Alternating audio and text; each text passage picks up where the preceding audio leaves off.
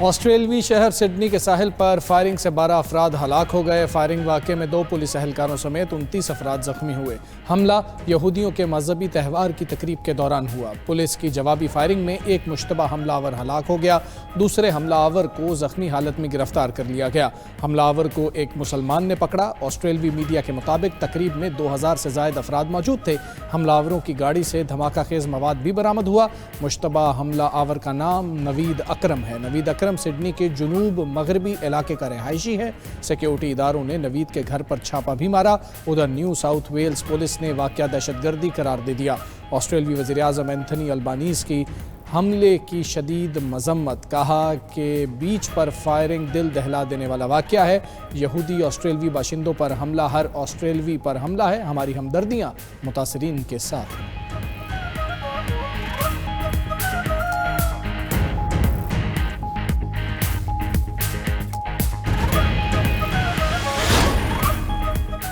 حملہ آور کو قابو کرنے والا احمد آسٹریلوی عوام کا ہیرو بن گیا۔ احمد کے رشتہ دار کا کہنا ہے کہ احمد کو بھی 2 گولیاں لگیں لیکن اس نے ہمت نہ ہاری اور حملہ آور کو غیر مسلح کر کے قابو کیا۔ احمد زخمی حالت میں اسپتال میں زیر علاج ہے۔ ڈاکٹرز کا کہنا ہے کہ احمد ٹھیک ہے، اس کا آپریشن ہونا ہے۔ آسٹریلوی ہائی کمشنر کا احمد کو خراج تحسین۔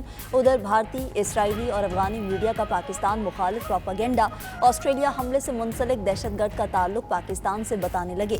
آسٹریلوی میڈیا نے حملہ آور کو نوید اکرم کے نام سے شناخت کیا، لیکن بھارتی، اسرائیلی اور افغانی میڈیا نیو ساؤتھ ویلز کے شیخ نوید کی تصاویر دکھا کر فیک نیوز پھیلا رہا ہے۔ شیخ نوید کا کہنا ہے کہ اس کا واقعے سے کوئی تعلق نہیں۔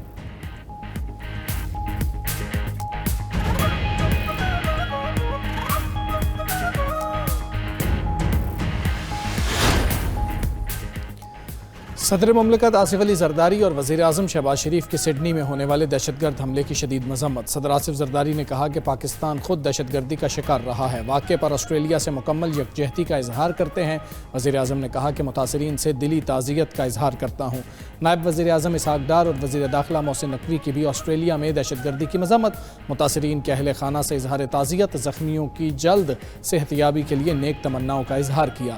اقوام متحدہ کے سیکرٹری جنرل انٹونیو گوٹریس کی سڈنی فائرنگ کے واقعے کی مذمت۔ برطانوی اور نیوزی لینڈ کے وزرائے اعظم نے بھی واقعے کی مذمت کی۔ صدر ٹرمپ کی حملہ آور کو پکڑنے والے شخص کی بہادری کی تعریف۔ امریکی وزیر خارجہ مارکو روبیو نے کہا کہ پرتشدد واقعات سے دلی طور پر غمزدہ ہیں۔ ہماری دعائیں متاثرین اور آسٹریلوی عوام کے ساتھ ہیں۔ یورپی یونین، ترکی، قطر اور ایران نے بھی واقعے کی مذمت کی۔ برطانیہ کے شاہ چارلس کی سڈنی واقعے کی مذمت۔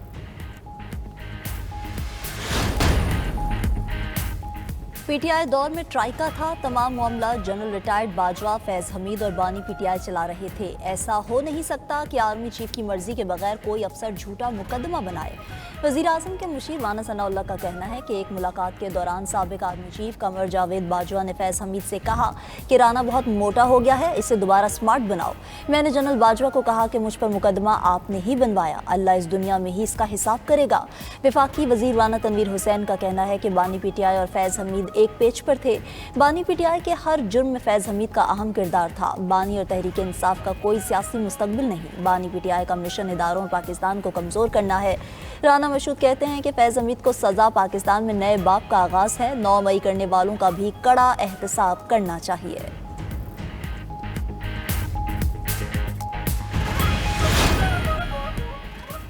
9 مئی بانی پی ٹی آئی اور فیض حمید کا جوائنٹ وینچر تھا۔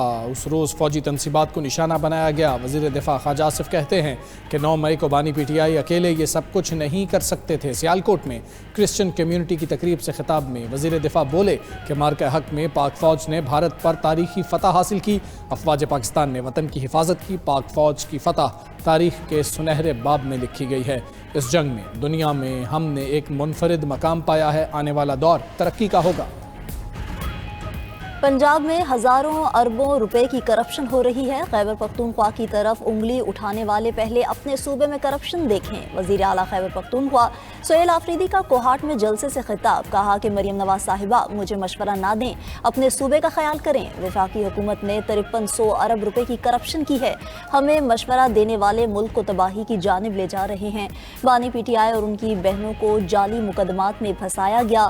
NFC میں خیبر پختونخوا کا حصہ نہیں دیا جا رہا۔ خیبر پختونخوا میں 16,000 نوجوانوں کو میرٹ پر روزگار دیا ہے، اگر ایک بھی بھرتی غیر قانونی نکلی تو استعفیٰ دے دوں گا۔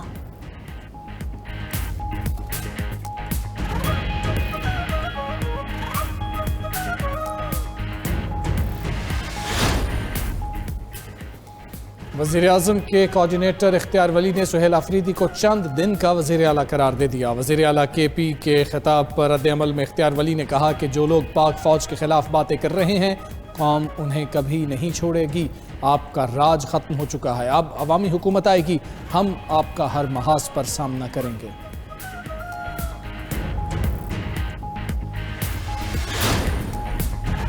پی ٹی آئی نے فیض حمید سے بھرپور فائدے اٹھائے، جو لوگ فیض یاب ہوئے ان پر آسمان ٹوٹے گا۔ سینئر سیاستدان محمود مولوی کا کہنا ہے کہ فیض حمید کی وجہ سے ملک اور اداروں کو نقصان پہنچا۔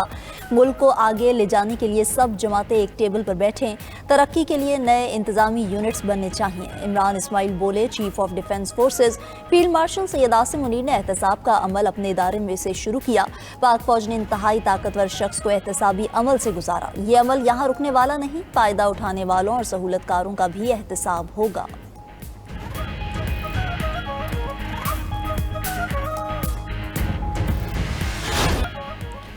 نیو یارک میں پہلی بار PSL کا روڈ شو، چیئرمین PCB، کپتان قومی ٹیم سلمان علی آغا سمیت دیگر کرکٹرز کی شرکت۔ روڈ شوز کا مقصد 6 جنوری کو 2 نئی فرنچائزز کی نیلامی میں عالمی سرمایہ کاری کو راغب کرنا ہے۔ چیئرمین PCB محسن نقوی نے تقریب میں اظہار خیال کرتے ہوئے کہا کہ PSL کو دنیا کی نمبر 1 لیگ بنانا چاہتے ہیں۔ PSL میں نوجوان ٹیلنٹ کو صلاحیتیں نکھارنے کا موقع ملتا ہے۔ PSL میں سرمایہ کاری کرنے والوں کو خاطر خواہ فائدہ ہوتا ہے۔ امریکہ میں تعینات پاکستانی سفیر رضوان سعید شیخ نے تقریب میں اظہار خیال کرتے ہوئے کہا کہ پاکستان سپر لیگ عالمی سطح پر برانڈ بن کر ابھر رہی ہے۔ وسیم اکرم بولے کہ PSL میں تمام کھلاڑی بہترین کرکٹ کھیلتے ہیں۔ PSL مقامی ٹیلنٹ کو موقع دیتی ہے۔ رمیز راجہ نے کہا کہ PSL سے پاکستان کرکٹ کے کھیل کو فروغ مل رہا ہے۔ یہ تمام پاکستانیوں اور کرکٹرز کے لیے قابل فخر لمحہ ہے۔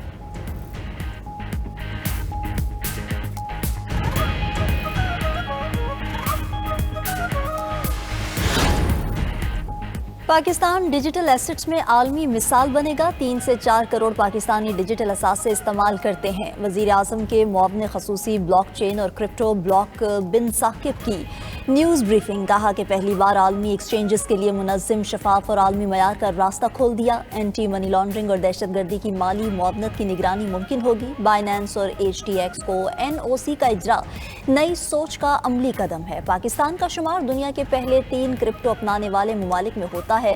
$100 ٹریلین کا عالمی بانڈ مارکیٹ ڈیجیٹل ریلز کی طرف بڑھ رہا ہے۔ پاکستان 10 سال میں ٹیکنالوجی کے ذریعے اپنی خود مختاری مستحکم کر چکا ہوگا۔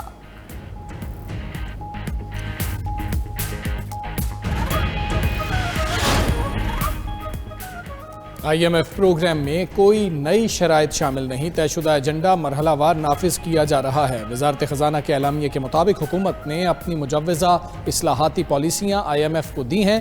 ان پالیسیوں کو مرحلہ وار IMF کا حصہ بنایا جاتا ہے۔ یہ اصلاحات ملک کے معاشی استحکام اور پائیدار ترقی کے لیے ناگزیر ہیں۔ ان میں شامل متعدد اصلاحات پر حکومت پہلے ہی عمل درآمد کر رہی ہے۔ ہر IMF جائزے میں نئے اقدامات شامل کرنا معمول کا حصہ ہے تاکہ طے شدہ حتمی اہداف بتدریج حاصل کیے جا سکیں۔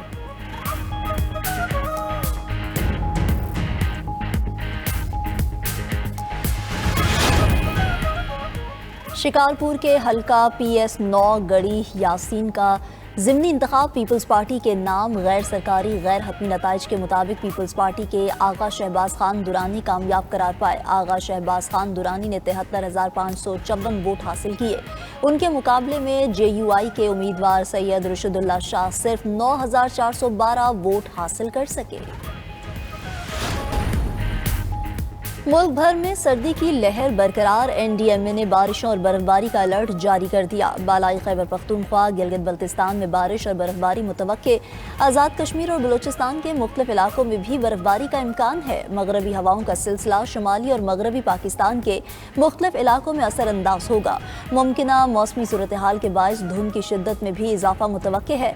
उधर सावात की वादी कलाम के पहाड़ों पर हल्की बर्फबारी से हर मंजर निखर गया। पंजाब के मुख्तलिफ इलाकों में स्मोक की शिद्दत बरकरार। लाहौर समेत दीगर शहरों में फजाई आलूदगी बढ़ गई। मोटरवे M3 और 4 धुंध की वजह से बंद।